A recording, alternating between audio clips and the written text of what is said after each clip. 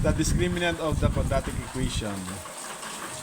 The discriminant of the quadratic equation derives from the quadratic formula x equals negative b plus or minus the square root of b squared minus 4ac over 2a. The interior of the square root is the discriminant, so that is b squared minus 4ac.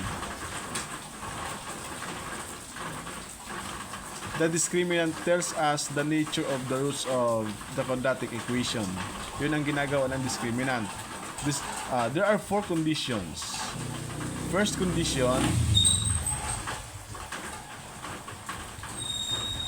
if b squared minus 4ac is equal to 0, then the roots of the quadratic equations are real, rational, and equal.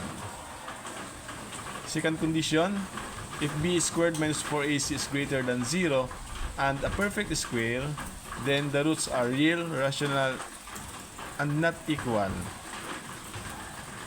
Third condition, if b squared minus 4ac is greater than 0 and not a perfect square, then the roots are real, rational, and not equal.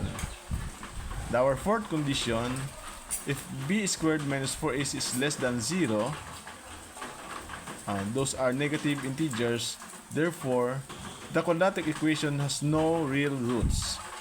Let us apply this concept on the following example.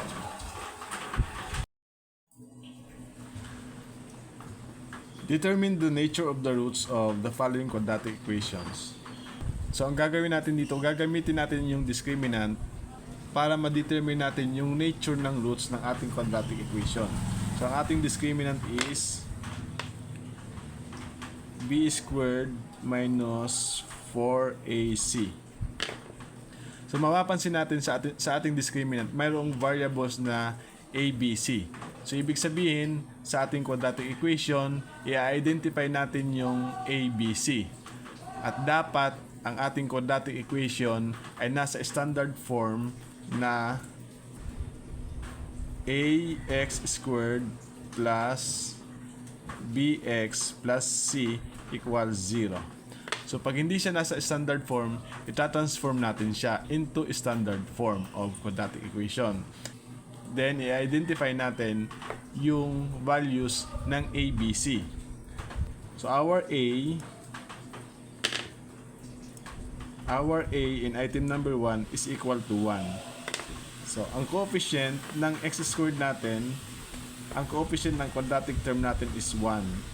Automatically, pag wala tayong nakita ang numerical coefficient, that is 1. Our b is equal to negative 8. So, ang b natin, makikita natin sa linear term. So, this is negative 8. And that is the value of b. And our c is equal to 16. Then, we have to substitute the values of a, b, c doon sa ating discriminant. Okay, so, ang common mistakes ng mga bata natin dito is yung pag-substitute. So, ang gagawin muna natin, iba-blank parenthesis muna natin yung mga variables na a, b, c. So, we have then squared minus 4 blank parenthesis. Okay, let us substitute. Ang unang ilalagay natin dito is b. So, our b is equal to negative 8. Dito naman ay si a. And our a is 1. Dito naman is si c. And our c is 16. Then, let us simplify. Negative 8 squared is 64.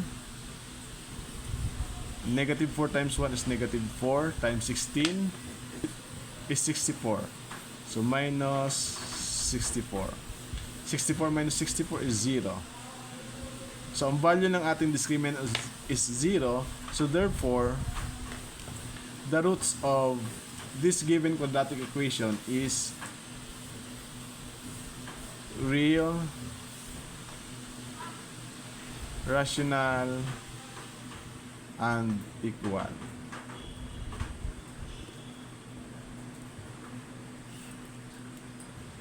For item number 2, i-check muna natin sa item number 2 kung siya ay nasa standard form ng ating quadratic equation. So we have 2x squared minus 5x minus 3 is equal to 0. So it is written in standard form. So let us proceed by identifying the values of a, b, c. Our a is equal to 2. Our b is equal to negative 5. And our c is equal to negative 3. By substitution, to the discriminant, we have, again, parentheses, minus 4, parentheses, parentheses. So dito, ang nakalagay dyan ay si b, which is equal to negative 5. Dito, ang nakalagay dyan ay si a, which is equal to 2. Dito, nakalagay dyan ay si negative 3. That is c, so negative 3. Then let us simplify. Negative 5 squared is 25. Negative 4 times 2 is negative 8 times negative 3. So negative times negative is positive. So 24. And 25 plus 24 is 49. So 49 is greater than 0. And this is a perfect square.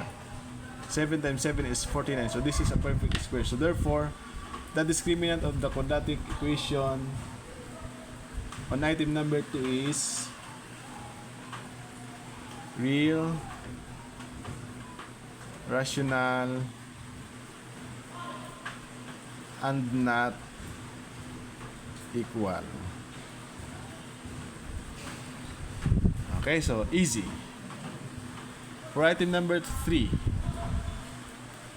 again, let us check if it is written in standard form. X squared plus 5x plus 3 is equal to 0. It is written in standard form, so let us proceed. Find a, b, c. So a is equal to 1, b is equal to 5, and c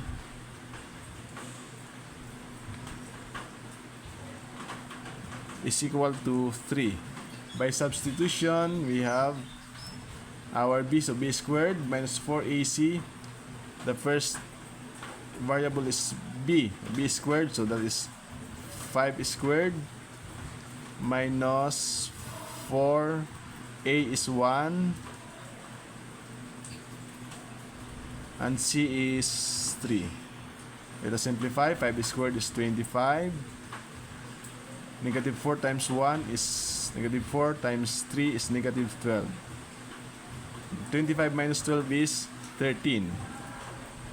13 is greater than 0, but it is not a perfect square. So therefore, the discriminant is real, irrational, and not equal.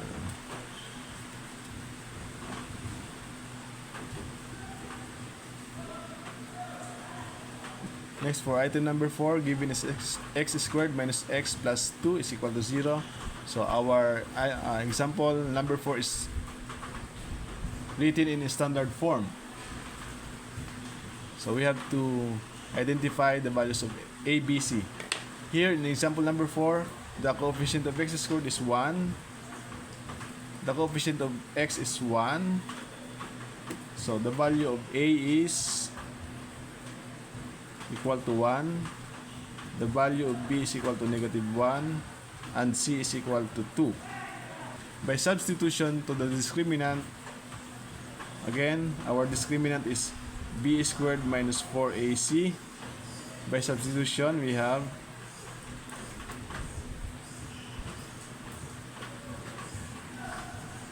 okay, so dito is b, which is equal to negative 1.